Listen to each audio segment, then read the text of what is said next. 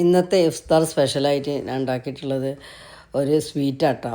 Coconut milk കൊണ്ടും കോക്കനട്ടും കൊണ്ടുള്ളൊരു sweet. നല്ല അടിപൊളി ടേസ്റ്റ്. അതിങ്ങനെ ഇഫ്താറൊക്കെ കഴിഞ്ഞ് ഇങ്ങനെ ഇരിക്കുമ്പോൾ ഒരു സുലൈമാനിക്കൊക്കെ നന്നായിട്ട് തിന്നാനൊക്കെ നല്ല ടേസ്റ്റാണ്. എങ്ങനെ ഉണ്ടാക്കാൻ നോക്കാം. ആദ്യം നമുക്ക് 1 കിലോ പാൽ, 1 ലിറ്റർ പാലുണ്ടാവും. ആ പാലിലേക്ക് പിന്നെ ഒരു 300 ml കോക്കനട്ട് എടുക്കുക. ഇത് ഡെസേർട്ട് ഉണക്കിയെടുത്ത കോക്കനട്ടാണ്.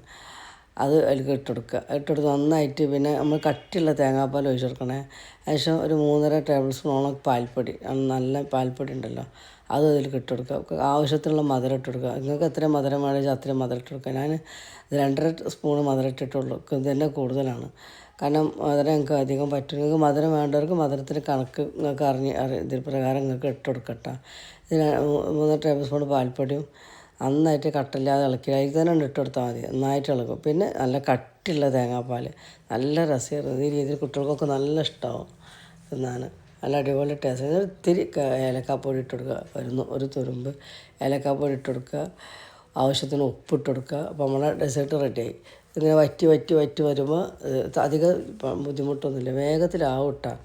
അടിപൊളി ടേസ്റ്റ്. ഈ രീതിയിലൊന്നും ഉണ്ടാക്കി ചൂടൊക്കെ ആറിന് ശേഷം ഉണ്ടല്ലോ, തണുപ്പിച്ചൊക്കെ കഴിക്കുമ്പോൾ അടിപൊളി ടേസ്റ്റ്. നമ്മൾ പണ്ട് തേങ്ങാ മുട്ടായൊക്കെ തിന്നിരുന്നില്ല, എന്ന മാരത്തെ ടേസ്റ്റാണ്. അതിനേക്കാളും ടേസ്റ്റാണ്. തേങ്ങാപ്പാലും പിന്നെ മിൽക്ക് പൊടിയൊക്കെ കൂടി ചേരുമ്പോൾ ഒരു പ്രത്യേക ടേസ്റ്റാണ്. എല്ലാവർക്കും കൂടെ ഇഷ്ടം. നമുക്ക് ഏത് രൂപത്തിലാണ് ഉണ്ടാക്കുക അങ്ങനെയൊക്കെ ഉണ്ടാക്കട്ടെ. എനിക്ക് മോളുള്ളതുകൊണ്ട് ഞാൻ അതിലിട്ടിട്ടൊന്ന് അമർത്തിയെടുത്താണ്. അടിപൊളി എങ്ങനെ രീതിയിൽ നമുക്ക് ഉണ്ടാക്കാം. നമ്മളെ കൈ കൊണ്ട് അങ്ങനെ കണ്ടുകൊണ്ടിരിക്കുമ്പോൾ ഇഷ്ടപ്പെടുകയാണ്. Subscribe, like, comments.